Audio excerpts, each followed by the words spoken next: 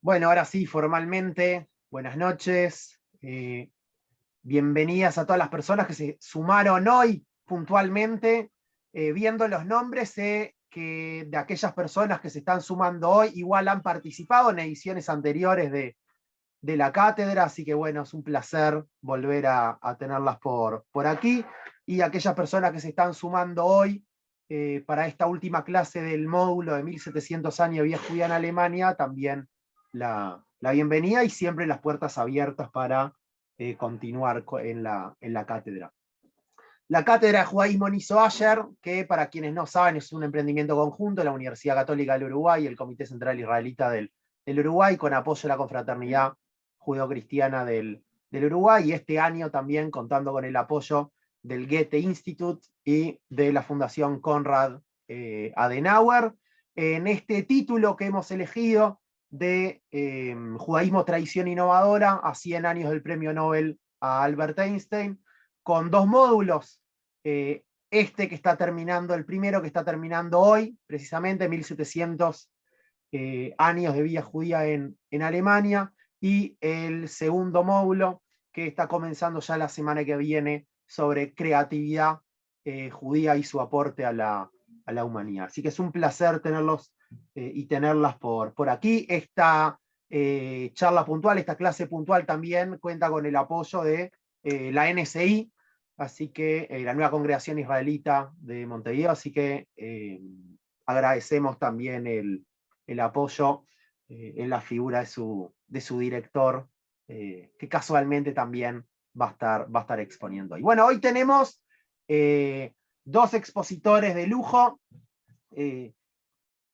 y esta clase se va a dividir en dos partes. Ustedes, como siempre, siéntanse libres de hacer sus comentarios o preguntas por medio del chat.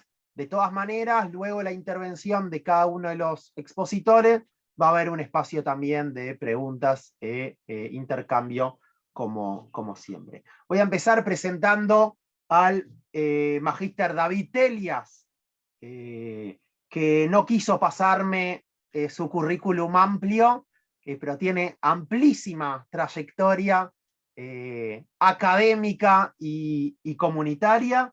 Me voy a limitar solamente a lo que él me aceptó que yo dijera, que es el director comunitario de la NSI, la Nueva Congregación Israelita, y profesor de Historia Internacional Contemporánea en la Universidad Ort, Uruguay.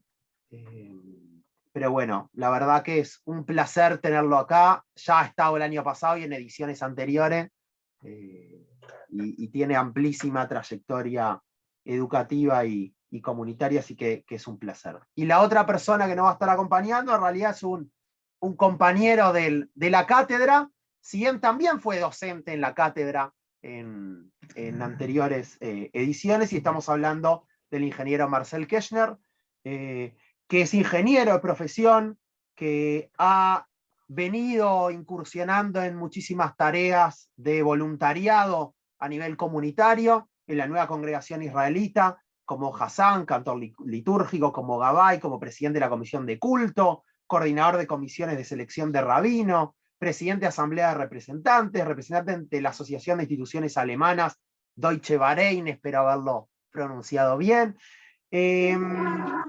Voluntario también en la confraternidad judeocristiana, como copresidente suplente, voluntario también en la Beneverit, como expresidente de la filial Montevideo 2002 y creador del programa de solidaridad social Manot Ahim, y expositor, docente en la UEM, en la Universidad Católica del Uruguay. Así que la verdad es un placer tenerlo a ambos aquí.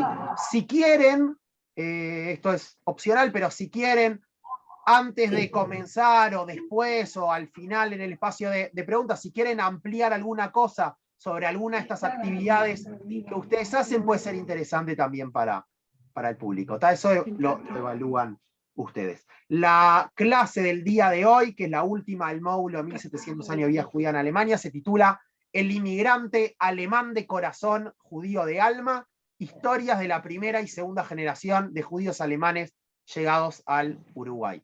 Así que vamos a comenzar con David, y luego vamos a pasar a escuchar a Marcel. Gracias por estarnos acompañando.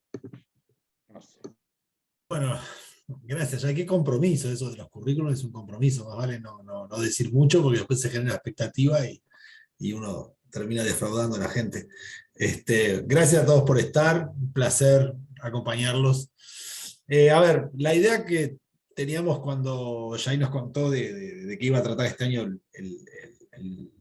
el módulo, era que obviamente el fruto, de alguna manera, de esa inmigración judía alemana al Uruguay, o uno de los frutos principales, no podía estar ausente. Y de eso que me toca entonces por mi función, tratar de presentarles en unos breves minutos, y van a disculpar la síntesis que voy a hacer, luego si hay alguna pregunta se podrá tratar de enriquecer, pero van a tener que disculpar esa apretada síntesis, un poco la historia de lo que es la NSI, lo que es la Nueva Congregación Israelita de Montevideo, que es la comunidad creada por aquellos inmigrantes judíos alemanes que llegaron en los años 30 al Uruguay. Yo voy a compartir con ustedes unos apuntes que me van a guiar en el relato para estar ajustado más o menos a tiempo. Es nada más que eso, no se decepcionen de ver simplemente una placa con textos negros. Pero la idea era eso simplemente, era tener una guía de este relato para contarles. Como les digo, después podemos enriquecer lo que les parezca más interesante para compartir. Voy a compartir pantalla. Ahora sí. Acá. ¿Se está viendo? Sí, perfecto. Bien.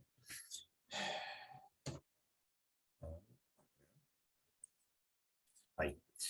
A ver, vamos a ubicarnos en el contexto, ¿verdad? Muy simple. Vamos a dividir la inmigración judía al Uruguay en general en tres grandes olas migratorias que se interconectan, ¿verdad? Es decir, no que termina una y empieza otra, sino que se van interconectando. Los primeros judíos en llegar al Uruguay, que de alguna manera tienen continuidad hasta el día de hoy, ¿sí? Habrían empezado allí por finales del siglo XIX, los primeros 3 décadas del siglo XX, y básicamente son los judíos sefarim, de esos que hablábamos antes que empezara la clase, que fueron llegando entre 1890 y 1920. Los llamados judíos kenazíes, provenientes de Europa Oriental, comienzan a llegar esencialmente en la década del 10 y se extiende por lo menos hasta los años 40, en donde ya decae bastante, por razones lógicas, la llegada de esta corriente migratoria.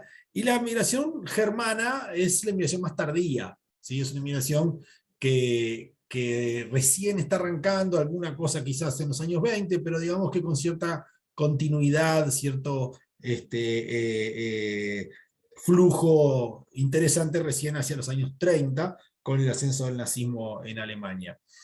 Y esto no es casual, obviamente, y es porque hay diferencias importantes entre estas corrientes, y de alguna manera, yo no voy a explicarlas todas, voy a centrarme, por estas cuestiones de tiempo, en qué es lo que diferenciaba o singularizaba a esta corriente judía germana, ¿sí? A ver, básicamente es como creo que ustedes han estado viendo a lo largo del curso, es una inmigración que llega de un mundo ilustrado, ¿no? Es una inmigración, a diferencia de lo que es el mundo turco, ¿sí? Del Imperio Turco Otomano, llegan de lo que en aquel momento podríamos llamar, si bien no existía esa expresión en la época, el primer mundo, es decir, el mundo de la ciencia, el mundo del liberalismo, el mundo de las grandes ideas. Y los judíos que vivían en esa zona, los judíos de cultura germana, porque me gusta más utilizar esa expresión, porque realmente no es que sean solamente alemanes desde el punto de vista nacional, ¿verdad? Sino el concepto germano es un concepto mucho más amplio que abarca aquello que, digamos, negativamente Hitler llamaba el espacio vital también, ¿no? Es decir, aquellos lugares donde había comunidades que se identificaban con la cultura germana. Entonces, de alguna forma, los judíos de ese mundo eran parte de ese mundo y eran una parte desde el punto de vista cultural y educativo importante, de punta, de avanzada. No eran pertenecientes a los sectores más bajos, más, hablando de esto cultural y económicamente, incluso socialmente, sino todo lo contrario. En líneas generales eran clases medias, altas y altas, tanto desde el punto de vista económico como y sobre todo desde un punto de vista educativo y cultural. Por eso digo, eran cultos, eran educados y eran además, y acá se va a enojar alguno conmigo, acá capaz que hasta el propio Marcel, no lo hablamos, quiero aclarar que no coordinamos con Marcel los contenidos, coordinamos de qué área se ocupaba cada uno, pero no de los contenidos. Eran gente casi asimilada, es decir, era gente que había aprendido aquello de, bueno, alemán de fe mosaica, ¿no? Y eso de la fe mosaica cada vez quedaba un poquito más atrás. Eran alemanes acá y yo siempre pongo el mismo ejemplo, porque me impactó muchísimo lo bien, para mí, lo bien recreado que estaba, para los que vieron la película de Hannah Arendt, ver cómo le cuesta a una persona que hasta fue exiliada, ya está en Estados Unidos, ya está en un mundo, digo, una Alemania que se está destrozando, que ya se destrozó incluso, y todo eso, no identificarse como alemana, ¿no? Dejar de sentirse alemana todo el tiempo, ¿no? Es decir, no sentir esa traición de alguna manera o el peso de lo alemán, ¿ah? Como cultura y buscar siempre, bueno, lo que pasó no es parte de Alemania, sino que fue un defecto histórico, un defecto social, y los alemanes somos nosotros, los verdaderos alemanes somos nosotros, los que pensamos de esta manera, los liberales, los que tenemos, los que dominamos la ciencia, los que dominamos el pensamiento. Esa sensación está en esta emigración, bueno, matizada obviamente en cada historia personal, pero se ve en casos como ese, ¿sí? Como decía, esta gente proviene de una situación socioeconómica media y alta, urbana, a diferencia por ejemplo, gran parte del resto de la inmigración ashkenazí, porque deberíamos decir que técnicamente la inmigración alemana también es ashkenazí, desde un punto de vista judío, es decir, judío, pero bueno, se diferencian por todas estas cosas, y sobre todo también a diferencia de la migración sefaradí, que si bien también es urbana, viene en general de ciudades mucho menos desarrolladas, digamos, casi, diríamos, suburbana en comparación a lo que eran las ciudades alemanas o del centro de Europa.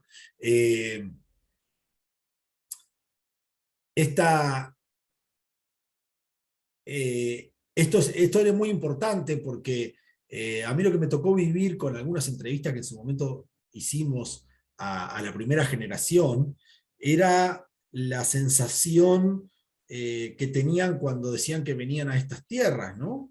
Y cómo se imaginaban estos lugares, y lo inhóspito que se lo imaginaban, y el asombro de muchos de ellos al llegar a una Montevideo que, aún a pesar de ser una ciudad pequeña y en un país sudamericano, digamos que en los años 40 lucía muy bien, lucía espléndida para la época, ¿no? Una época de prosperidad en Uruguay, y se encontraba una ciudad linda, con una ciudad cuidada, con una ciudad con un desarrollo importante, y se asombraban de eso en muchos casos, de tener esas posibilidades, porque para ellos venir a Uruguay era obviamente lo desconocido.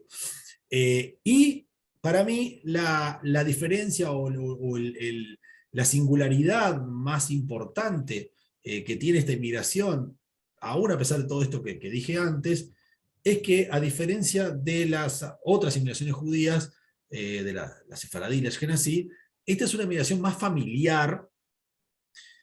Y cuando digo familiar, digo porque venían como núcleos familiares, es decir, el turco, el judío turco que venía escapando de la guerra civil, digamos, entre los jóvenes turcos y el imperio, o de la Primera Guerra Mundial, o el caso también de los polacos y europeos orientales que escapaban de esa situación, en su mayoría eran hombres solos que salían a buscar un lugar para luego traer compañías. Muchos dejaban alguna novia y luego la traían, otros no dejaban a nadie y a veces les mandaban una novia, o no. Pero el componente esencial era un componente de inmigración masculina, joven, ¿sí? Que venía escapado. En el caso de los turcos, por ejemplo, porque escapaban, dicho sea paso, de la leva forzosa al ejército, ¿no? Es decir, donde generalmente o no salían, o sea, no sobrevivían, o salían mal, y entonces escapaban de hacer el ejército, en muchos casos. En el caso, obviamente, de polacos, rusos, euroorientales en general, escapando de la pobreza general y de la persecución muchas veces de los pogromos y de todas esas situaciones tan particulares de las que no vamos a desarrollar ahora. Pero en general eran una emigración individual. ¿Ah? Y en el caso del judaísmo alemán, por lo menos hacia estos lugares, si bien había casos individuales, era mucho más común ver el componente familiar, es decir, una familia que tomaba sus cosas, dependiendo de la capacidad económica, incluso tomaba prácticamente su casa entera, la ponía en un barco y se venía. ¿Ah? Otros no podían traer su casa, pero venían con sus hijos, con su mujer y sus hijos. Y esto, ¿por qué estoy detallando esto como importante? Porque vamos a ver ahora después, incluso cómo algunas cosas también, cómo se priorizan algunas cosas a la hora de la construcción comunitaria en relación a esto, ¿no? En relación a este componente familiar. ¿No? ¿Y por qué puse ahí emigración familiar y dolosa? Bueno, por aquello que decía hoy antes del sentimiento alemán. ¿Ah? Es un sentimiento nacional, un sentimiento de pertenencia que no tienen ni los judíos del mundo sefaradí ni los judíos del mundo eurooriental. Si el judío polaco no se siente polaco. En esencia, puede haber algún caso, pero no se siente polaco. El judío lituano, ruso, mucho menos, y el judío turco, menos todavía. O sea, es más, no tiene no lo quiere saber de nada con los turcos, y no era un tema mientras que el judío alemán era alemán. Se sentía alemán y se siguió sintiendo alemán durante el resto de su vida probablemente, a pesar de todos los pesares. Son esas cosas que a veces no tienen una explicación demasiado clara, pero bueno, sí tienen, pero bueno, responden obviamente a un pasado, una historia y a un contexto. ¿No? Lo cierto es que ese es un diferencial interesante y a tener muy en cuenta para entender lo que va a venir después, ¿no? lo que viene en la construcción de vida que van haciendo en el nuevo país. Esta migración llega y tiene necesidades a cubrir, ¿verdad? Básicamente 3 áreas. ¿Ah? La inserción social, que en esto sí no se diferenciaría tanto del otro, sino lo que se va a diferenciar es en la forma en que lo van a encarar y en las prioridades, en la lista de qué es lo que está primero. ¿Ah? La inserción social, económica y comunitaria como una emergencia.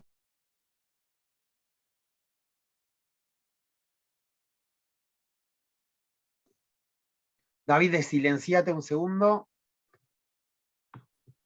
¿Por qué me silencié? Ahí, ¿Estaba perfecto. silenciado? Sí, no, recién, fue un segundo nomás.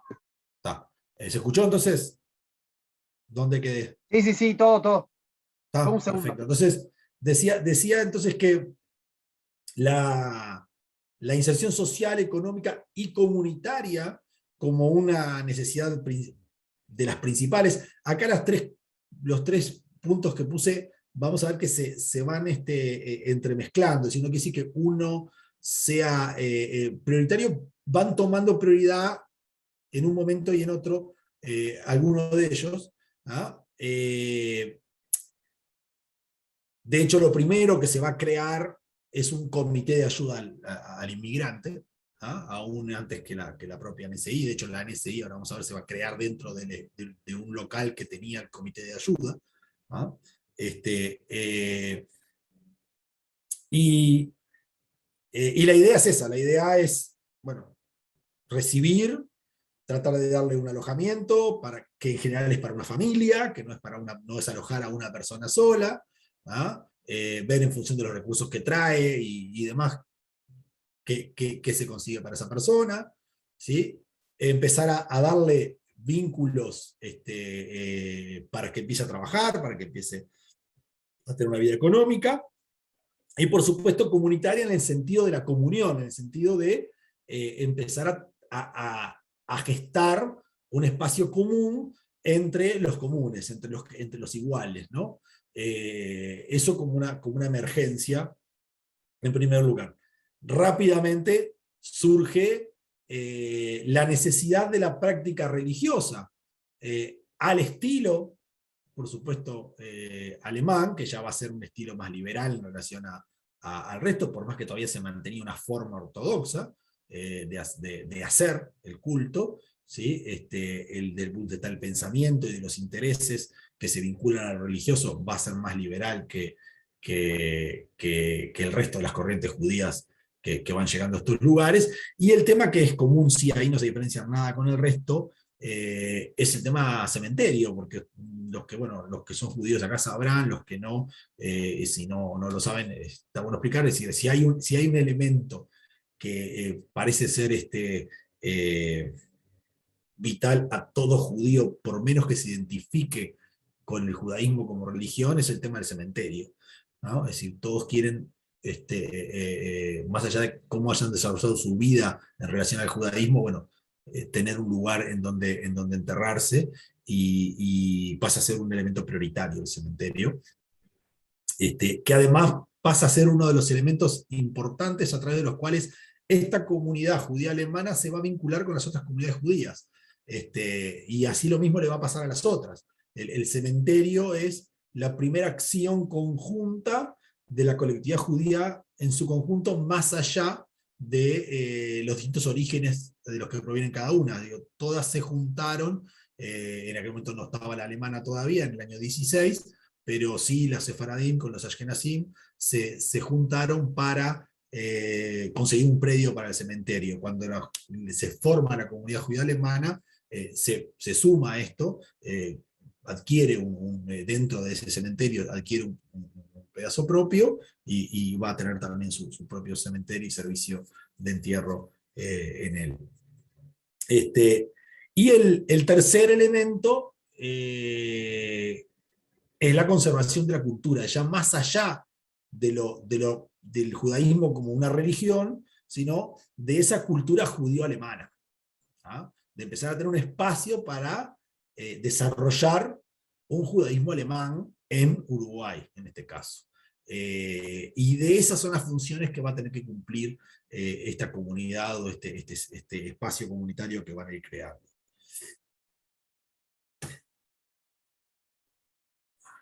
A ver qué pasó. Quedó. Ahí va. A ver, como decía hoy, el 7 de junio de 1936, 14 inmigrantes judíos germanos crean lo que se llama la Nueva Congregación Israelita de Montevideo, en lo que era la sede del Comité de Ayuda para los Judíos de habla alemana, que había sido creado 2 años antes. Fíjense, dijimos que la inmigración comienza en los años 30, ¿sí? Tiene de hecho un incremento fuerte. Ustedes saben que el proceso migratorio alemán tiene un quiebre judío alemán, en general, no solo el que vino a Uruguay, tiene un quiebre en la ley de Nuremberg, ¿no? En donde hasta ese momento muchos, bueno, esto va a pasar, no sabemos, Hitler había asumido, bueno, en el 33, era hostil obviamente, decía muchas cosas, pero bueno, veremos qué pasa. O sea, cuando las leyes de Nuremberg significaron en ese sentido un punto de inflexión, no por lo que fueran, no solamente por lo que implicaban desde el punto de vista de lo que les podía pasar, sino porque, de hecho me acuerdo de haber leído muchos testimonios en la prensa, en una época, en prensa de la época, en donde ellos decían tener la sensación de que ahora sabían cuáles eran las reglas del juego. Bueno, ¿me quiero quedar con estas reglas o me quiero ir con estas reglas de juego? Entonces ahí venía la disyuntiva, bueno, ahora sí sé lo que tengo, ahora sé en qué marco estoy, ¿no? Un pensamiento muy alemán en ese sentido, ¿no? Muy estructurado, acá está la ley, esto es lo que hay que hacer, así es como hay que comportarse, puedo o no puedo, quiero o no quiero, me puedo ir o me puedo quedar, decido lo que voy a hacer, y entonces la inmigración fuerte empieza en el 35, ¿no? De hecho. Y fíjense que ya, acá ya 2 años antes, o sea, 1 año y pico antes de la ley de Nuremberg, ya había un comité de ayuda, ¿sí? Y en el año 36 se crea la NSI. Anécdotas al margen, el nombre de Nueva Congregación Israelita de Montevideo no era el nombre que se le quería poner, en realidad se quería poner el nombre Nueva Comunidad Israelita, pero ya existía la Comunidad Israelita del Uruguay, entonces, y acá iban a ponerle, no podían ponerle Comunidad Israelita del Uruguay porque ya había una, le quisieron poner Nueva Comunidad Israelita del Uruguay, y bueno, la comunidad del Uruguay se quejó porque le dijo, no, pues ustedes ponen eso, se van a creer que somos nosotros, que nos refundamos, que es otra cosa, cambien ese nombre. Bueno, hasta que se llegó a un consenso de poner Nueva Congregación Israelita de Montevideo, y el nombre tuvo que ser por consenso para estar bien diferenciado, en este caso respecto de la comunidad Ashkenazí. 4 días después se oficia el primer servicio religioso, ¿sí? Y el 19 de junio tuvo lugar la primera Asamblea General que contaba con 48 socios fundadores.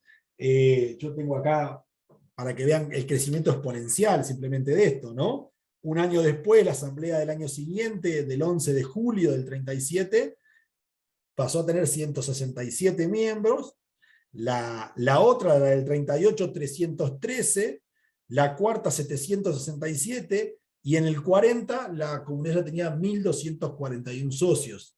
Es decir, ese crecimiento exponencial, de alguna forma, nos está hablando del flujo que estaba llegando, ¿no? Y cómo rápidamente se insertaban en esta vida comunitaria. Ya en el mismo año 36 se empiezan a hacer las celebraciones de los primeros Bnei Mitzvah, es decir, la Bar Mitzvah, el momento en que los niños cumplen 13 años, ¿sí? O sea, esto muestra, ¿por qué pongo estas cosas? Porque muestra de alguna manera este componente familiar, que decía, ya había niños, ¿sí? Obviamente estos niños no nacieron acá, o sea, ya vinieron niños que en ese año tenían que hacer su bar mitzvah, que cumplían 13 años, ¿sí? En el 37 comenzó a funcionar el servicio, digamos, de la Hebra Kadisha, es quienes hacen toda la preparación y el servicio de entierro de los cuerpos, y esto también habla de que venía gente mayor, rápidamente hubo que se empezó a tener muertos. Fíjense que para los sefaradíes esto no fue un problema, había sefaradíes acá, por lo menos del año 1904, 1902, 1904, yo conozco casos, y hasta el año 16 no hubo problema con esto. Hubo un tema previo con uno que no fue sefaradí, pero hubo un caso de unos niños que fallecieron por tuberculosis, no hubo donde enterrarlos, y ahí se empezó a mover todo el tema del cementerio. Esto es una historia que no voy a relatar ahora, pero digamos, para las comunidades, las otras comunidades, el tema de tener que ocuparse de los entierros, de gente que empezaba a morir, más allá que obviamente nos podemos morir en cualquier momento de la vida, pero lo natural es cuando ya estamos mayores, empezó varios años después de la llegada. Acá apenas había pasado 1 año y obviamente había que ocuparse del tema porque ya había llegado gente mayor. Es decir, ya había gente que, como digo, venía con su familia, o sea, incluso venían, en algunos casos, las 3 generaciones, o sea, abuelos, padres y nietos, ¿no? Entonces, esto tiene ese elemento a tener en cuenta. Y de hecho, otro elemento también, pero esto quizás sí pasaba más también en las otras corrientes, el casamiento, ¿no? Pero como dicen, esto también pasaba porque venían hombres jóvenes que en cuanto podían traían a su pareja para casarse. La NSI se constituyó como una propuesta religiosa alemana tradicional, ¿sí? Con una fuerte presencia rabínica, no solo en lo religioso. Y esto es un distintivo también del judaísmo alemán liberal moderno. Ustedes saben que Alemania fue, perdón que no esté tan al tanto de cómo ha transcurrido el curso y no quiero reiterar cosas que ya hayan visto, pero Alemania fue el centro de la reforma judía, es decir, el lugar en el que los judíos ya por el siglo XIX, fin del XVIII, principio del XIX, se plantearon aquello de vivir con la sociedad. Se rompen los guetos, salen a convivir con la comunidad gentil, y estaba aquello de cómo, bueno, mantener las tradiciones, no mantener las tradiciones, cuánto tengo que renunciar de mi judaísmo para poder ser igual al resto de mis conciudadanos, y los judíos pasaban en lugares como Alemania, en lugares como Francia, es decir, en los países de avanzada Europa pasaban a ser, por primera vez pasaban a ser ciudadanos, tenían derechos y obligaciones, y tenían ese dilema. Ahí se da lo que se llama la reforma del mundo judío, y aparece, por un lado, la ortodoxia, que no es, generalmente mucha gente se habla como que la ortodoxia representa el viejo judaísmo. No, no representa ningún viejo judaísmo. La ortodoxia es nueva, de hecho es más nueva que los movimientos liberales, pero en relación al tiempo, porque es después, es una reacción a la reacción liberal. ¿Ah? Es decir, entonces aparece la ortodoxia como una opción, aquellos que dicen, no, no, tenemos que seguir manteniendo, así aunque esto nos cueste más la integración, o que no podamos siquiera integrarnos, tenemos que mantener el aislamiento en la medida de lo posible, y mantenernos atentos a las tradiciones religiosas en su totalidad. Y aparecen los movimientos reformistas, ¿sí? Que dicen, bueno, ¿qué vamos a conservar y qué no vamos a conservar de la religión, en la medida en que prioricemos la vida en conjunto con la sociedad gentil? ¿Ah? Y ahí se abre toda una gama que va de un lado al otro, desde los llamados movimientos reformistas completamente, que tienen una propuesta, digamos, de solo mantener una cuestión de identidad judía, y la práctica religiosa es poco importante, pasando por movimientos como el que después vamos a ver ahora, que dice allí, al cual se integra la NSI en los años 80, que es el movimiento mazortí conservador, es decir, que es un movimiento que lo que pretende de alguna manera es conservar lo que es alágico, es decir, lo que está dentro de la ley judía, y poner en discusión, dejar en libertad de acción a los practicantes, digamos, en aquellas cosas que no son ley, sino que son usos y costumbres adquiridas a lo largo de los milenios, y que durante un tiempo, en algún momento existieron, en otro no existieron, y que se fueron incorporando, incluso muchas de ellas, a espejo de las culturas no judías, como por ejemplo la separación de hombres y mujeres en el culto. La separación de hombres y mujeres no tiene nada que ver con el judaísmo, sino que en realidad tiene más que ver con la incidencia de la iglesia en el judaísmo. Es decir, no quiero que la iglesia hable más mal de mí, y si yo permito que hombres y mujeres compartan un espacio de culto, me van a decir de todo, van a decir que son degenerados, que las mujeres no pueden estar ahí, que son profanas, todo lo demás. Entonces saco a las mujeres del espacio religioso para que la iglesia me deje tranquilo y no me diga que soy un depravado y todo lo demás. Que básicamente es eso lo que pasó en la Edad Media, y eso es lo que hizo que las mujeres, que después la ortodoxia tomara ese hecho de que las mujeres no participan, o participan de una forma aislada, de una forma separada. Hay una variante también, hay variables en ese sentido, del culto religioso. Entonces, cosas como esas, que después ya en el mundo moderno parecen mucho más importantes de lo que en su momento eran, ¿ah? Bueno, están a la discusión. Entonces ustedes van a encontrar, por ejemplo, dentro del movimiento conservador judío, van a encontrar sinagogas en donde hombres y mujeres, como es el caso nuestro en la NSI, hombres y mujeres hacen todo por igual, y comparten el espacio y tienen las mismas posibilidades. Y hay sinagogas dentro del propio movimiento Masortí, en donde no todo es así. O sea, no, las mujeres no pueden hacer todo. Pueden hacer algunas cosas, otras no. Pueden estar en algún lugar, en otro no. Digo que se acerca un poquito más hacia la ortodoxia, digamos. El movimiento Masortí en ese sentido es amplio. Como decía, esta tradición, la NSI tuvo no muchos rabinos a lo largo de su historia. El que tuvo más tiempo y el que marcó de alguna manera todos estos cambios fue el rabino Winter, que ya, es decir, los primeros rabinos de hecho de la NSI eran rabinos alemanes, eso es interesante. De hecho, una anécdota al margen para ver también el estilo de la práctica del culto. La NSI se preocupó primero por tener un cantor antes de tener un rabino.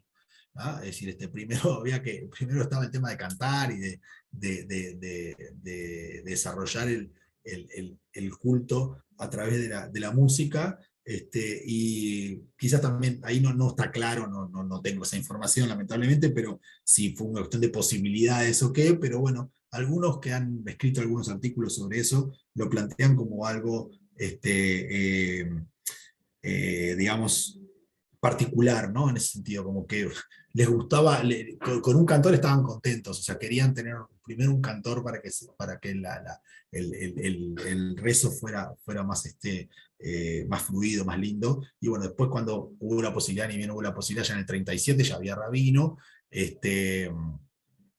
y luego, bueno, por eso decía, el que tuvo más tiempo y marcó de alguna manera el rumbo de la NSI hacia definitivamente la entrada al judaísmo liberal, es el rabino Winter, dándole pie con su retiro a la llegada del primer rabino argentino que tuvo la NSI, que fue el rabino Kripper, que venía ya formado de lo que es el seminario rabínico latinoamericano que tiene sede en Buenos Aires, fundado por el rabino Marshall Meyer.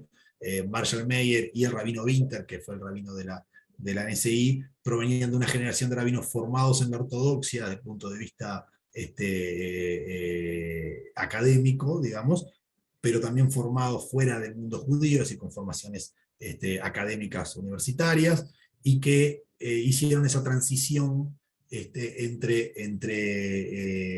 ese pasaje, digamos, ya a lo largo de la primera mitad del siglo XX, digamos, hasta los años 60, que es cuando se funda el seminario en Argentina, hacia ya la formación de rabinos liberales, ¿no? De formación de rabinos ya con no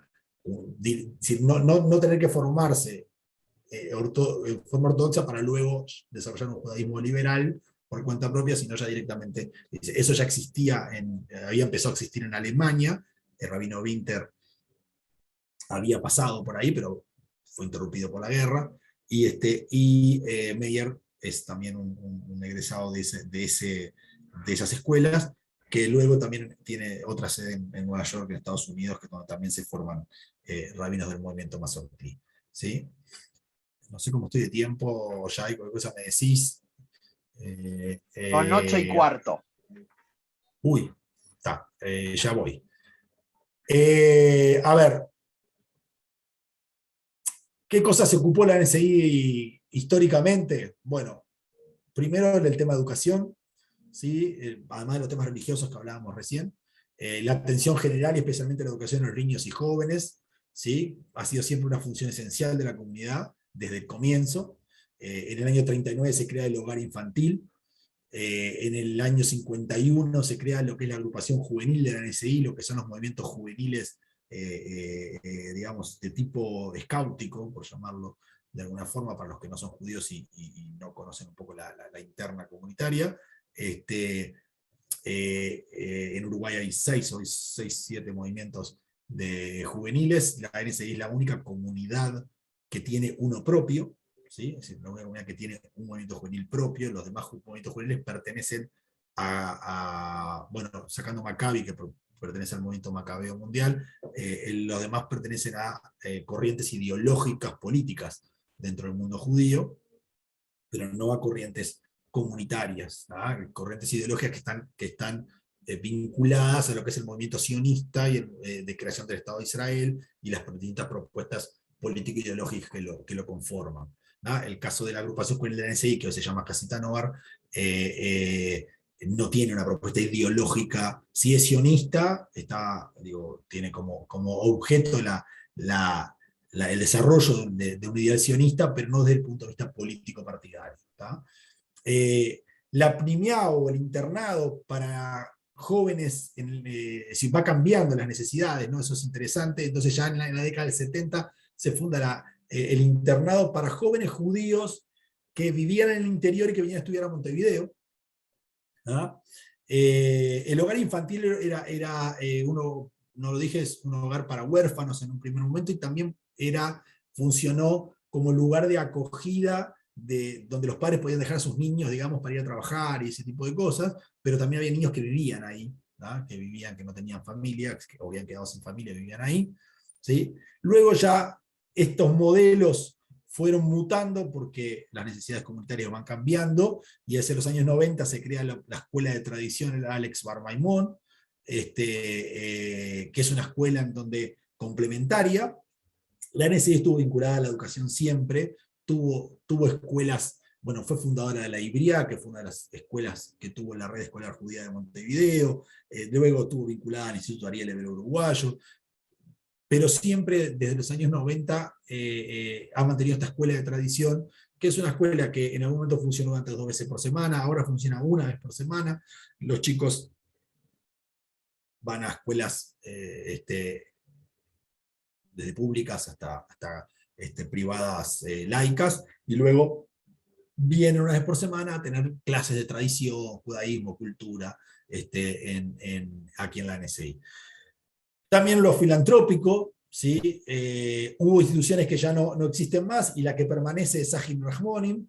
Desde el año 36 que existen estas comunidades. Agim en realidad se crea 5 años después, este año está cumpliendo 80 años, Agim Rahmonim, la NSI está cumpliendo 85. Y es de alguna manera, digamos, el nombre tendría que decir los hermanos solidarios, y es de alguna manera el brazo solidario de la NSI, que atiende a aquellos que tienen necesidades, que a familias con dificultades económicas principalmente, pero también otro tipo de necesidades, de salud, en fin, que están solos, cosas por el estilo. ¿Sí? Y también tuvo un hogar de padres en los años 60, ¿sí? Lo que ahora llamamos las casas de salud, residenciales, ¿sí? Que fue además modelo en su tiempo. El otro día cuando hablábamos algo con Marcel, me comentaba una anécdota que un presidente, de una vez el hogar de padres tuvo una disyuntiva porque un presidente de la dictadura había pedido, pues era luego que ya no era presidente obviamente, pero quiso alojarse terminar sus días en el hogar de padre en la NSI. Bueno, hubo que buscar la forma de decirle que no. pero porque estaba conceptuado como un hogar de muy alto nivel, ¿no? Fue el primero en crear en Uruguay un área de atención especializada para determinadas patologías vinculadas a la vejez.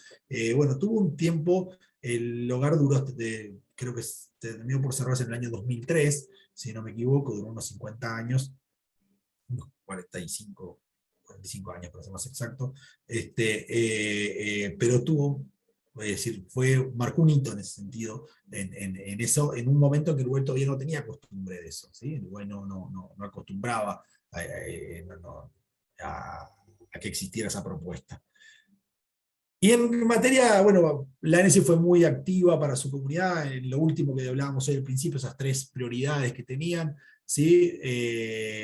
Desde el punto de vista de mantener la cultura alemana, bueno, de entrada, ya en el 38 se empezó a editar una revista, el Gemeindenblatt, que se editaba todo en alemán. Luego, con los años, se empezó a editar mitad alemán, mitad español, y hoy obviamente es un newsletter digital que va en español, que básicamente tiene imágenes y videos, ya no tiene esos artículos que tenía antes. Bueno, las cosas van cambiando, se va evolucionando, ¿sí? También hubo una audición radial durante casi 50 años, La Voz del Día, que era una audición radial para el judaísmo alemán, que incluso al principio se hacía en alemán, después empezó a mezclarse, como igual que el Gemeindenblatt, empezó un poco en español, un poco en alemán. luego terminó siendo casi todo en español y ya en el año 84 cerró. Allí era una audición radial que se dedicaba a la cultura, a la difusión de la cultura, mucha cultura alemana, pero también luego con el tiempo empezaron a incorporar otro tipo de cosas, cultura uruguaya, cultura judía en general, ¿sí? Pero de allí salió gente, bueno, que incluso marcó, yo me acuerdo el caso de Nico Stern, por ejemplo, que yo llegué a ver, tenía un programa de cultura en Canal 5, si no me equivoco, en algún momento, y demás.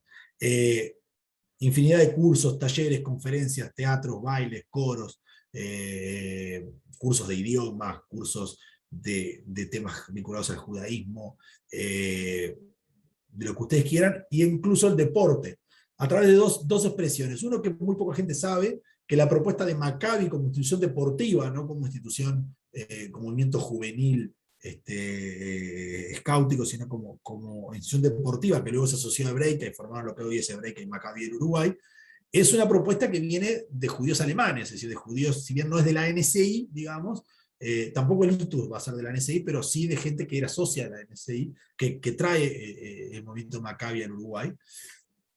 Y el que hoy sigue vinculado a la NSI, más allá que tiene su independencia, es el caso del ITUS, que es un club en el que se desarrollan un montón de deportes en su momento. Hoy ya básicamente es un lugar de recreación, donde se juntan de jugar a las cartas hasta alguna otra cosa alrededor de una mesa.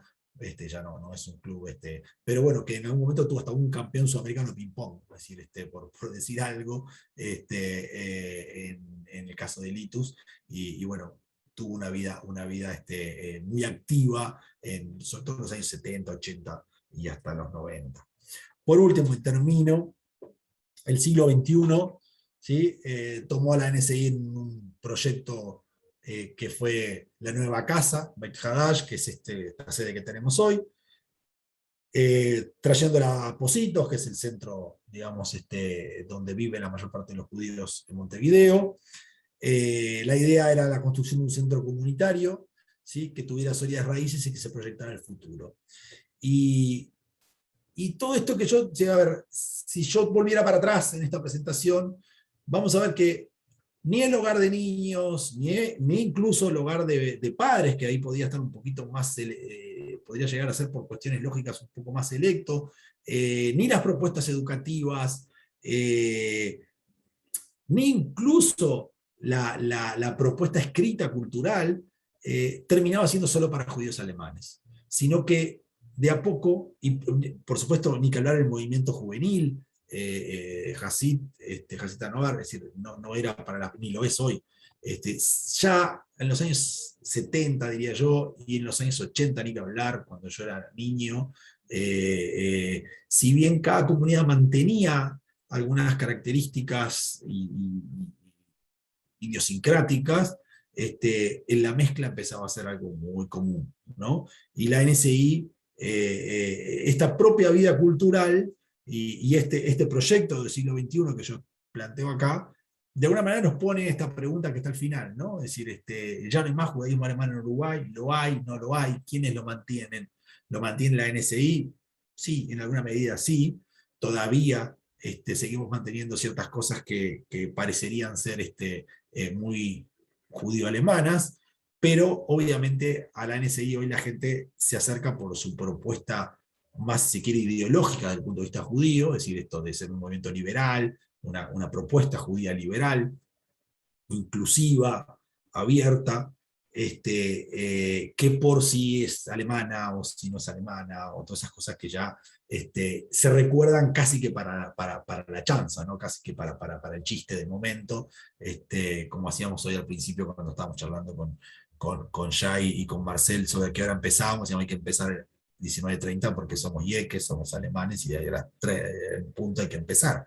Entonces, quizás esas cosas se conservan todavía en la NSI, pero es casi que lo poco que va quedando, más allá de algunos recuerdos y de algunas cosas que uno puede ver en algunos momentos particulares. Pero obviamente que hoy la NSI, en su práctica cotidiana, ya es una comunidad judía uruguaya, y es que está decir, bueno, acá lo tienen, el director es un turco,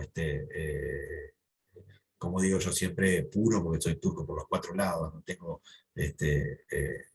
nada mezcla de ninguna otra cosa. Y bueno, eso habla de que obviamente es una comunidad que está abierta a todos los judíos en Uruguay. Yo dejo por acá para que pueda hablar Marcel y que tenga todo su tiempo. Creo que ya me pasé algunos minutos, perdónenme. Y quedamos después las preguntas que tengan, no sé, Jai, tú lo manejas. Bueno, muchas gracias, David. Si te parece, hacemos así. Pasamos ahora a Marcel y está siempre la posibilidad de formular preguntas o comentarios por el chat. Después que termine Marcel, dejamos unos minutitos de intercambio. ¿Tá? Marcel, te voy a desilenciar.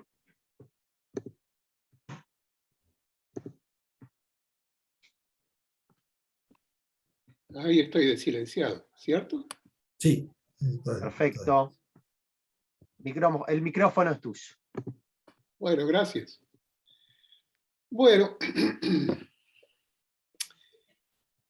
mi padre Félix nació en la ciudad de Essen en 1912 y mi tía Beca en Berlín en 1900. Desde 1918, Beca vivía en Hamburgo y desde 1931 también vivía en esa ciudad mi padre. Ellos provenían de un hogar judío ortodoxo moderno, de la línea del rabino Hirsch. Mi padre era técnico en electrotecnia y poseedor de varias patentes, entre ellas la de la plancha eléctrica automática. Y mi tía había sido administrativa a cargo del Departamento de Ayuda a los Judíos de Europa Oriental en la comunidad judía de Hamburgo.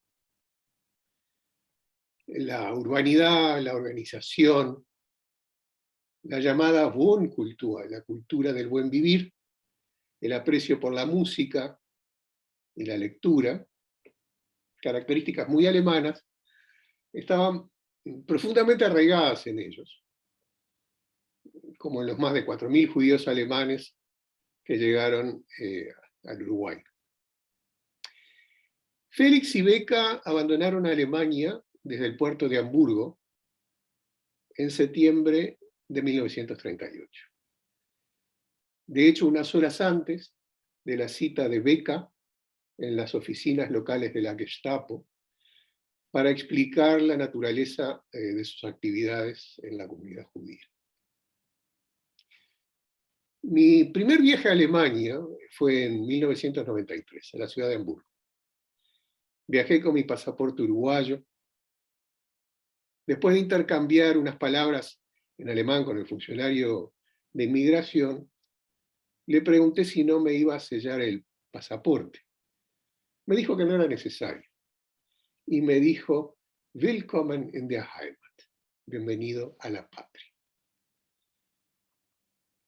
Mientras el taxi me llevaba al hotel en el Gänseplatz, en el centro de la ciudad, no podía dejar de mirar los techos de cobre que tantas veces mi padre me había mencionado. Hice el check-in en el hotel y donde por primera vez sentí pronunciar correctamente mi apellido, Keshna, por parte de un extraño. Y me fui caminando despacito al puerto, aquel puerto del que mi tía y mi padre me habían hablado tantas veces. En el camino me había traído a una konditorei, una confitería, donde hice una parada para tomar un café con crema y degustar una torta de manzana, un Apfelkuchen. Me reencontré con un sabor que no experimentaba desde hacía 2 décadas, reencontrándome así con un pedacito de mi niñez y mi adolescencia. Cuando llegué al viejo muelle del puerto, todo me resultaba muy familiar, como si volviese a un lugar en el que había estado realmente antes. Cuando terminé mi recorrida por el barrio de San Pauli, cerca del puerto, paré en un restaurante para deleitar una vez más viejos sabores. Al escuchar esas múltiples voces conversando en alemán, me vino a la memoria las reuniones de Shabbat en las que venían los amigos de la familia a casa para la sobremesa de torta y café. Se hablaba de los últimos comentarios de las audiciones radiales diarias en alemán del doctor Gebhardt y de Melita Stingel, de los artículos que se escribían en alemán en el semanario Das Gemeindeblatt, y también de la filial Montevideo de la Bnei Brit, que agrupaba a los judíos alemanes dentro de la institución. Venían a casa de traje o de saco y corbata. Muchos de ellos, que se conocían de años, se seguían tratando de usted. En mi primer día de trabajo en Hamburgo, me sería recordado que el tuteo no era moneda corriente en Alemania, y menos aún darle un beso en la mejilla a una mujer para saludarla. A mi regreso del trabajo al hotel, paré en un almacén de barrio y me hice de algunas cosas que no veía hace mucho tiempo. Una golosina llamada lakritz, mazapán y arenque Bismarck. Me vino a la memoria el almacén de don Máximo, enfrente de casa, y el del señor Redlich. Ambos judíos alemanes que formaban parte de la cadena de comercios de habla alemana, de los que se proveía mi tía Beca, quien estaba a cargo de la cocina en casa, junto a su ayudanta, Elvira, una chica de la colonia menonita de Paysandú, que también hablaba alemán, ya que mi tía nunca había conseguido aprender el castellano. Mi estancia en Hamburgo, la verdad que me hizo sentir que había reconectado con un pasado que en realidad nunca viví. En el 2003, en un evento de la Confraternidad Judeo-Cristiana, conocí a la cónsula alemana en Uruguay. Me la presentó el pastor Armin Ile, de la iglesia luterana, quien cariñosamente me llamaba de Hamburger, el hamburgués, por el acento de mi alemán. La cónsul me preguntó si tenía la ciudadanía alemana y le dije que no. Me preguntó si estaba interesado. Era una decisión difícil. Lo tenía que consultar con mi madre, Marilla. Mamá había perdido a toda su familia, salvo a una hermana en la Shoah. Hablaba en alemán con papá y con mi tía, pero no conmigo ni con mi hermana Lilia. Lo alemán, la verdad que le rechinaba. Le consulté qué pensaba sobre el ofrecimiento de la cónsul y lacónicamente me dijo, te lo deben. El único documento que tenía para dar fe del origen alemán de mi padre era este pasaporte.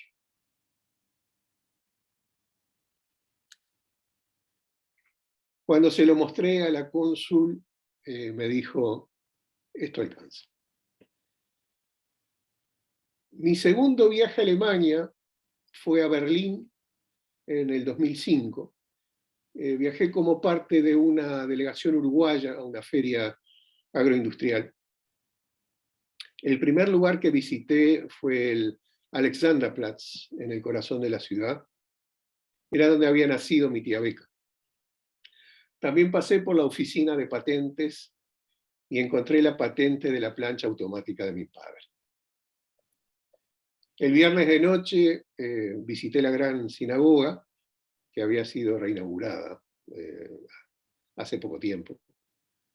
Fui al servicio Kabbalat Shabbat. Desde hacía 25 años que no escuchaba un sermón en alemán.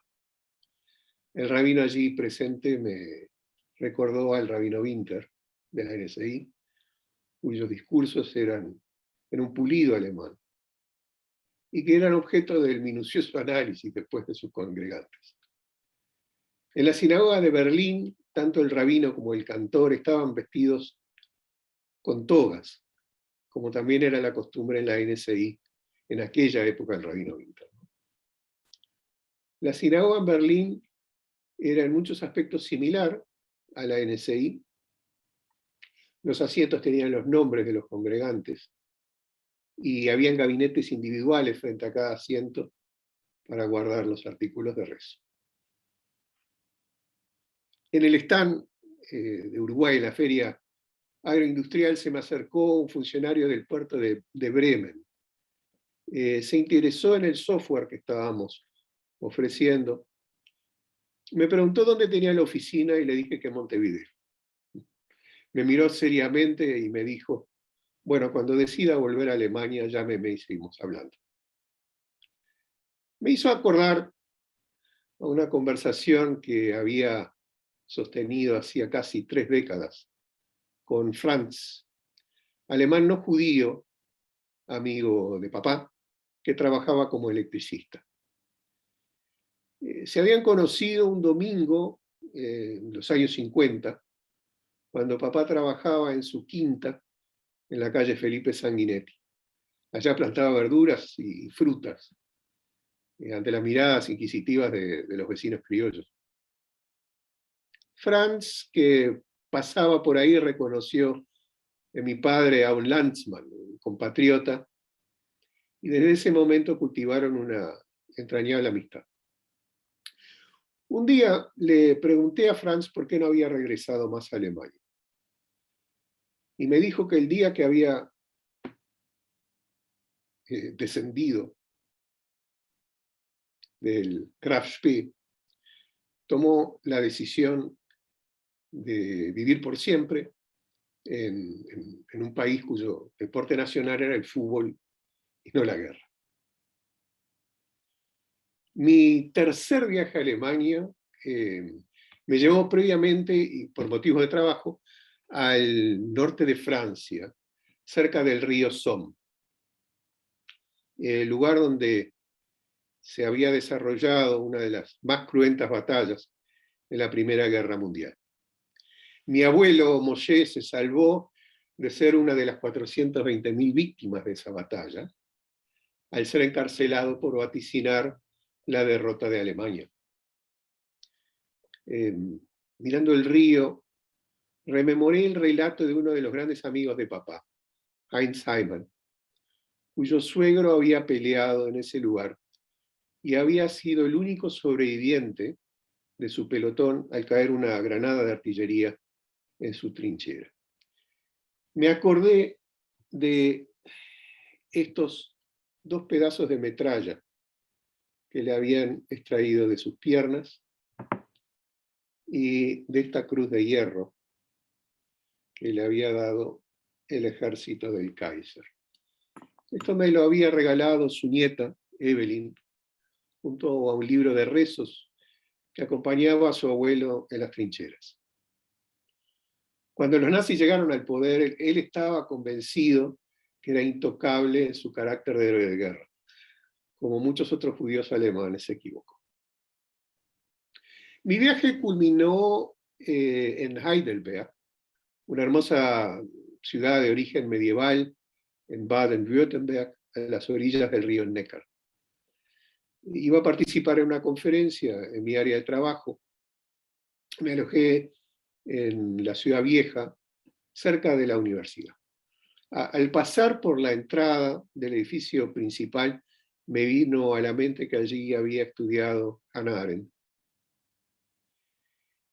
Y cuando llegué al viejo castillo que domina la ciudad, no podía dejar de pensar que en ese lugar se había establecido el comando del Tercer Ejército Americano en la Segunda Guerra Mundial, y que donde yo estaba parado, probablemente algún día lo había estado el general George Patton.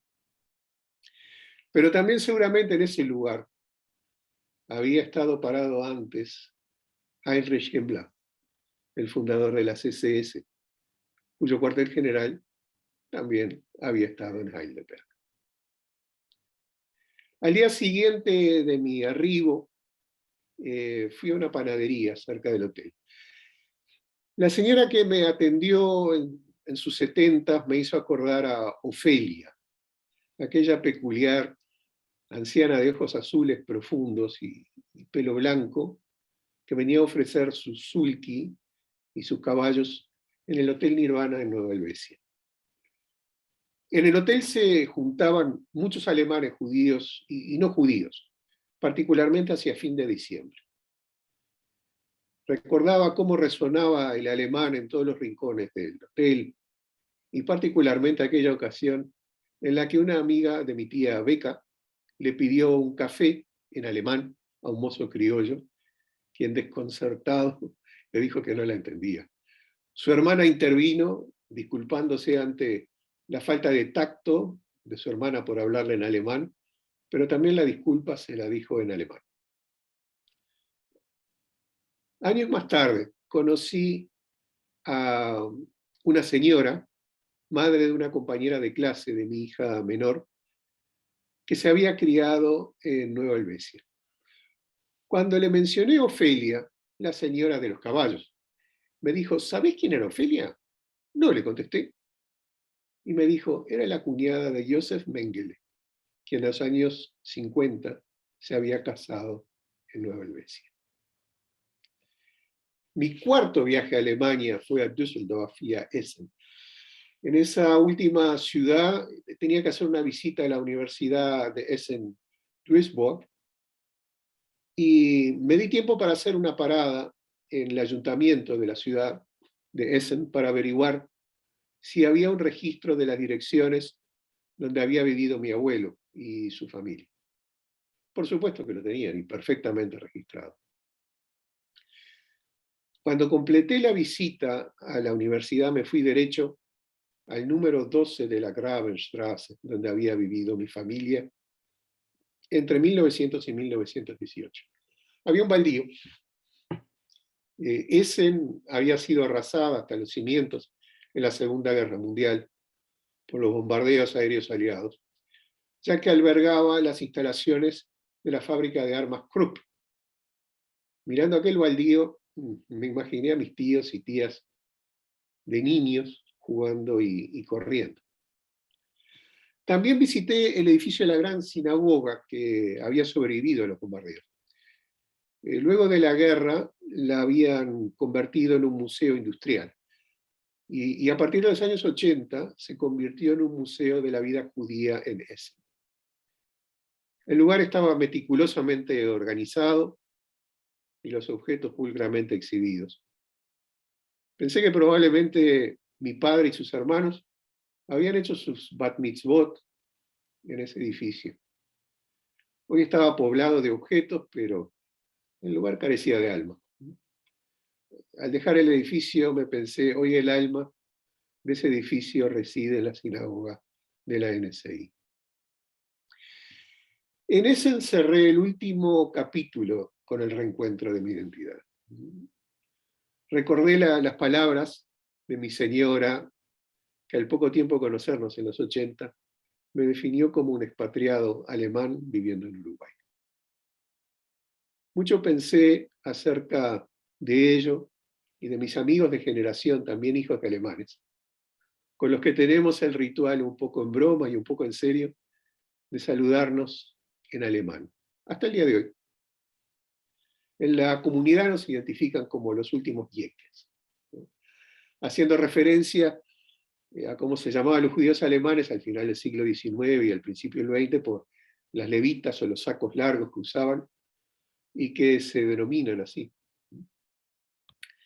Recordé lo que me dijo a los 13 años un querido amigo de papá, Fritz Brand.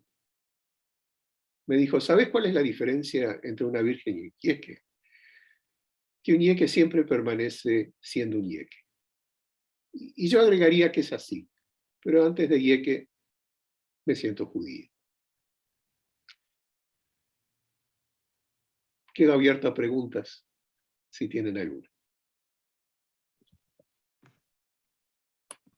Bueno, impresionante, Marcel, la verdad. Creo que, como dice acá, y aprovecho para saludarla a la doctora Silvia Facal, que es directora de la Cátedra Magallanes en la Universidad Católica, nos hiciste revivir con tu manera de relatar estas vivencias como si estuviéramos ahí contigo. Así que la verdad, muchísimas gracias por compartir esto con nosotros y estás recibiendo, no sé si lo estás viendo, mira, voy a poner la vista de galería, pero estás recibiendo un montón de aplausos y agradecimientos. Muchas gracias. Bueno, tenemos un par de minutos como para responder alguna pregunta o algún comentario, así que siéntanse libres de formularlo. Había una pregunta hoy cuando comenzamos.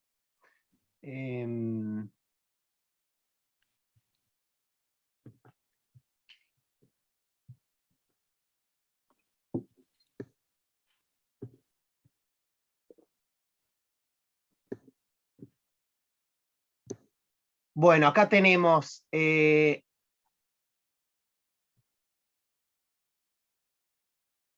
bueno, Silvia dice que pudo comprobar en las entrevistas a judíos alemanes en Uruguay y a otros que habían regresado en Alemania muchas de las cosas que se relataban anteriormente. Sonia pregunta si existe el dato de la primera bar mitzvah o el primer casamiento en la NSI.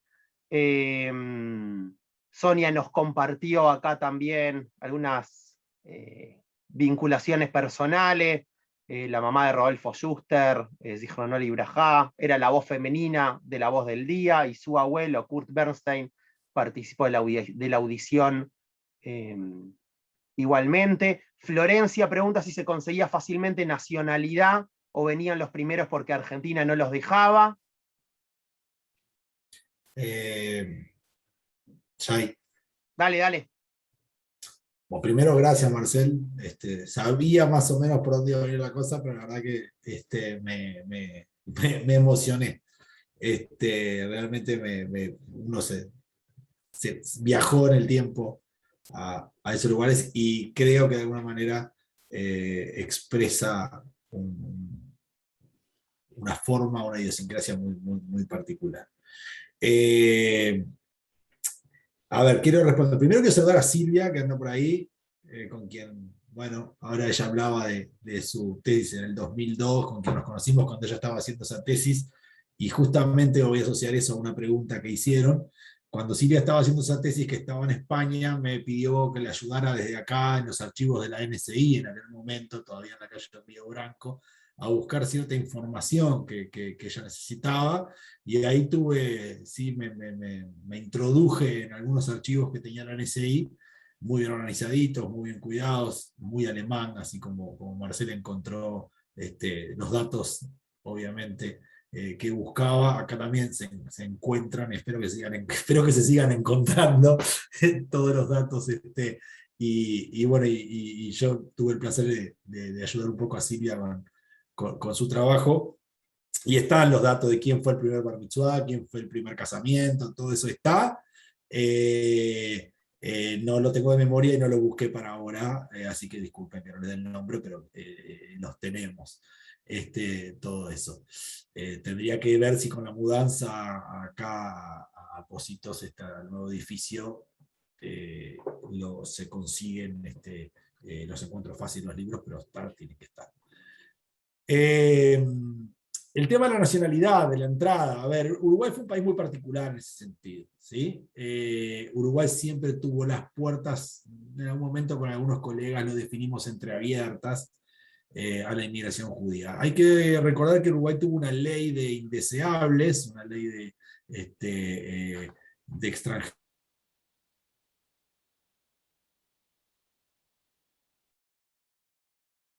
96, la ley es del año 36. O sea, primero la ley es anterior, tiene una reformulación en el 36 que la hace todavía más dura, y luego recién se deroga en el año 96.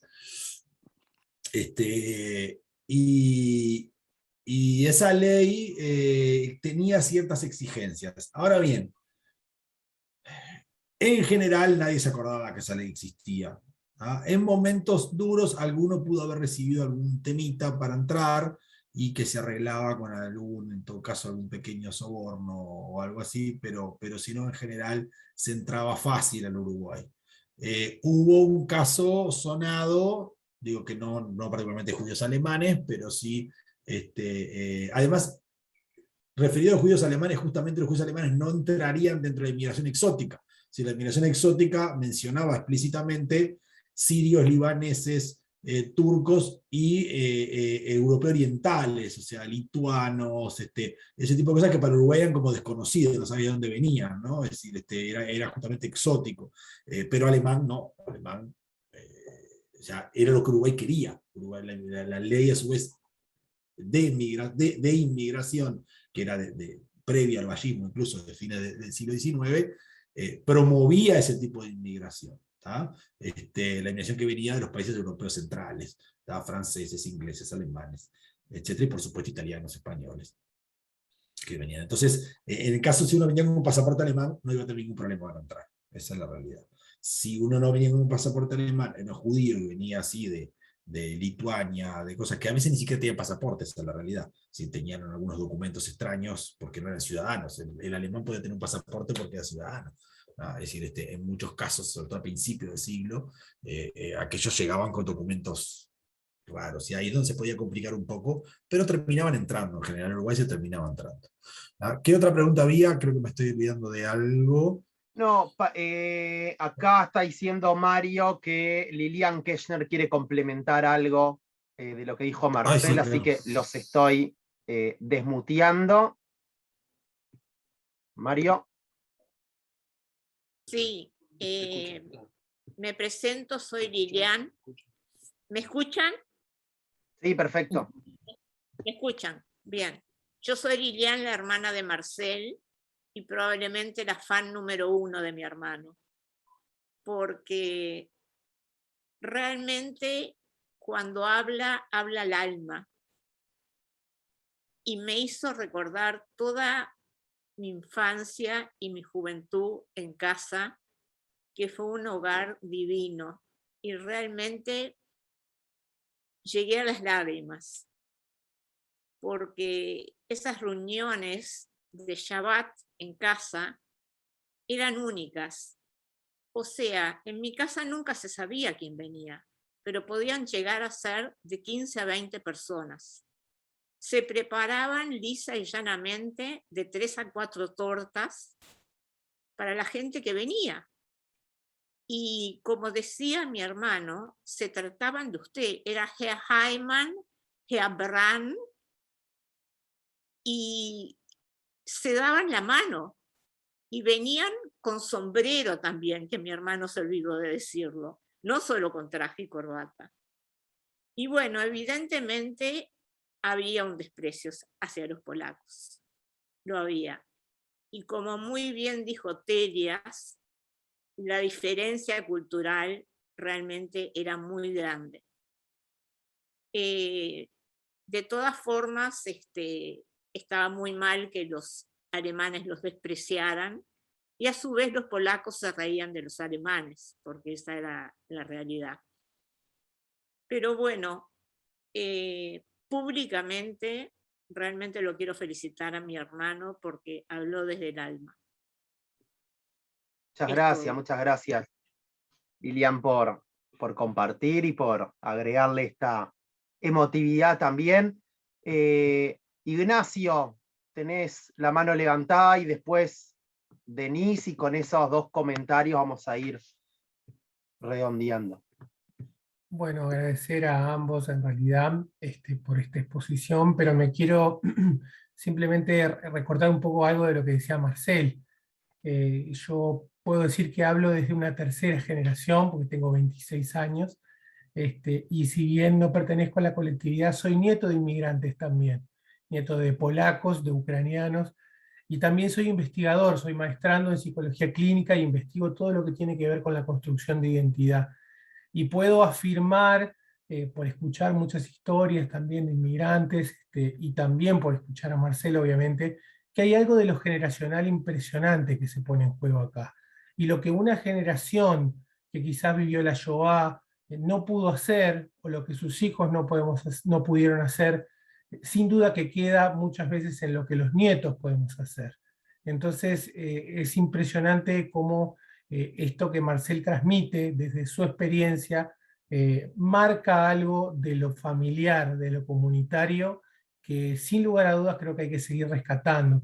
Y hay una cita muy cortita que se les voy a pegar en el chat, que ya la compartí una vez, le escribe Santiago Kovadlov, argentino. Les recomiendo muchísimo ese libro, y ese capítulo en particular se llama El Samovar y otros restos, y él dice: seguimos siendo siempre lo que fuimos, y más aún lo que no sabemos que fuimos, prefigurados también en aquellos que nos precedieron, del mismo modo que albergamos ya al que no somos todavía y a quienes serán a través de nosotros, fundidos en un latido único que insiste y que golpea, sepamos o no, podamos o no reconocerlo.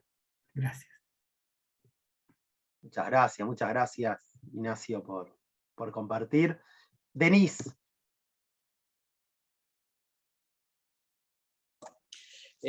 Quería agradecerte, Jai, porque hiciste una combinación perfecta con los dos expositores. Un expositor desde su punto de vista de director institucional, historiador, además prestigioso, que nos presentó hechos de la comunidad judía uruguaya, y se combinó perfecto como el yin y el yang con toda la parte de las emociones que nos transmitió Marcela a todos, y que de alguna manera, digamos, yo también soy nieta de alemanes y nieta de polacos, pero hizo revivir, mientras hablaba, emocionarnos, hacernos prácticamente llorar, porque todos tenemos algún tatarabuelo, bisabuelo que tuvo la crucecita de hierro y creyó que en Alemania no lo iban a tocar. Porque todos llegamos a determinado lugar y olíamos el arenque así, o la torta de manzana así, o el café huele diferente en Alemania que el café en Uruguay. Y bueno, eso me parece que fue valiosísima la combinación que eligieron para presentar todos estos aspectos de la inmigración judía alemana. También me parece importante un comentario para la cátedra ahora, que estaría buenísimo que pudieran hacer alguna actividad donde se pudiera hablar más hoy en día de algunas, digamos, de lo que son diferentes líneas o movimientos en el judaísmo, y entonces ahí de repente aportar desde el judaísmo mazortí cuál es la posición y cuáles son los principios ideológicos, ¿no? Por otro lado, para el judaísmo es siempre fundamental el tema de la transmisión y del legado a los hijos y a los nietos, y tenemos un proyecto en la NSI también que sigue funcionando, que es la preparación de un archivo de recetas de cocina, que pretendemos que nuestros hijos y nietos puedan seguir teniendo sabores tradicionales, que son eso, que llegás y empezás a sentir las especias en el bazar turco, o las olores del arenque en los barriles en determinado lugar, o como dijo Marcel, determinadas tortas, determinadas cosas, y bueno, impresionante. Y además me pasó con Ofelia lo de los caballos, o sea, no puedo evitarlo, me hiciste reír porque me acuerdo de ella patente, o sea, haber llegado a compartir esas vivencias que no me imaginaba. Muchísimas gracias a todos, felicitaciones a los oradores, estuvo sensacional. Jai, gracias por la organización y la oportunidad. Bueno, muchísimas gracias, Denise. Anoto el pedido, y la idea es poder seguir conversando más allá de que estamos terminando este módulo. No faltarán instancias para volver a trabajar sobre estas temáticas. Son las 9, veo una mano levantada, Fanny, y después alguna palabra David, alguna palabra Marcel, y ya con eso cerramos.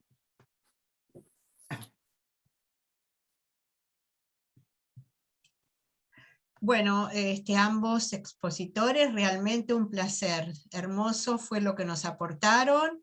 Y a mí me queda una duda, porque yo recuerdo que iba a la calle Río Branco, donde era la sede de la comunidad judía alemana, de la sinagoga, y que había una ala que era ortodoxa, de judíos alemanes ortodoxas. Quisiera saber cómo fue esa transición de esos judíos ortodoxos a la nueva corriente mazortí que surgió en los años 80. Esa es mi pregunta. Fue peliaguda. Hay manera de responderla. En 30 segundos fue peliaguda. A ver, ahí hubo una jugada, digamos, una apuesta a lo que la gente joven podía querer y tratar de darle a cada uno lo que cada uno quisiera, poder tener todas las opciones. Nada más que eso. Y bueno, lo que pasa es que después fue decantando casi que hacia una única opción y la gente le fue gustando más la propuesta más liberal y fue quedando de lado la propuesta más ortodoxa por una decantación natural. Pero sí es cierto, es decir, no se hizo un día se dijo, bueno, a partir de ahora hacemos todo esto y ya está. No, eso fue también parte del armado que la dirigencia de aquel momento con el rabino Winter pensaron a la hora de traer un rabino joven como era Kripper en ese momento, con una idea liberal, y bueno, que trajera un poco a los jóvenes, y bueno, luego lo que pasa es que las generaciones fueron creciendo, y ya estamos a 40 años de eso, y entonces creo que, yo me acuerdo conversaciones con la Rabanit Winter, con la esposa del rabino Winter, que bueno, falleció hace un año, no hace un año todavía, y ella de comentarme cómo ella se fue adaptando incluso. Ella que venía de una familia muy ortodoxa y cómo ella se fue adaptando a ver a las mujeres participar y todo lo demás y lo fue entendiendo. Así que eso. Yo ya ahí si querés, digo, me gustaría en 10 segundos leerles algo que se publicó en el Gemeindeblatt en el 1940, muy breve. Son 10 mandamientos para el inmigrante que la NSI le recomendaba a sus miembros. Y si querés yo como cierre hago eso. Y se los dejo, no sé si alguno lo habrá leído alguna vez, pero se los comparto. Dice, mandamientos para el inmigrante. No olvide nunca que se encuentra en el extranjero en este país. 2. Toda acción incorrecta puede perjudicar a toda la colectividad. 3. No se ocupe de política, dedíquese a su trabajo, a su familia y a la comunidad. 4. No critique las instituciones y costumbres nacionales. Trate de entenderlas y de aclimatarse cuanto antes. 5. Aprenda a la brevedad posible el idioma castellano. Hable en la calle, en los tranvías y ómnibuses castellano, y en el caso de que no sabe todavía bastante, hable alemán solo en voz baja. 6. Tengan gran estima la generosidad y hospitalidad de que gozan este país. 7. Antes de invertir su capital, consulta a personas de confianza y desinteresadas para oír su opinión. 8.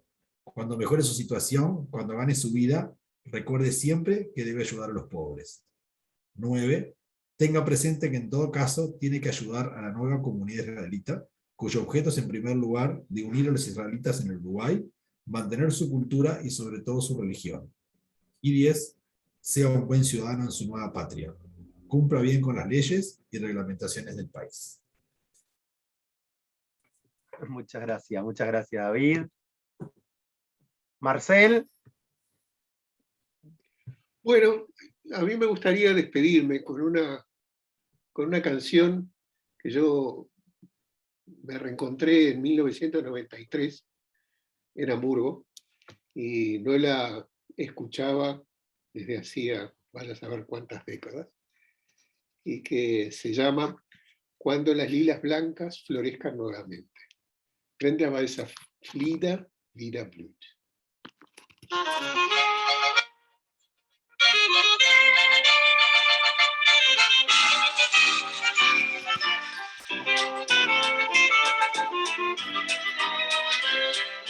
Con esta música aprovechamos para despedirnos, agradecerle muchísimo a Marcel y a David por una clase fascinante.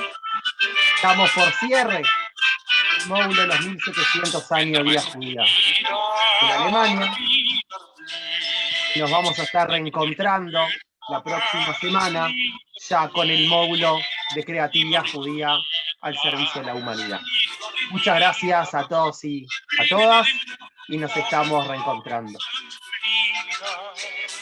Wenn der weiße Flieder wieder blüht, küss ich deine roten Lippen müd.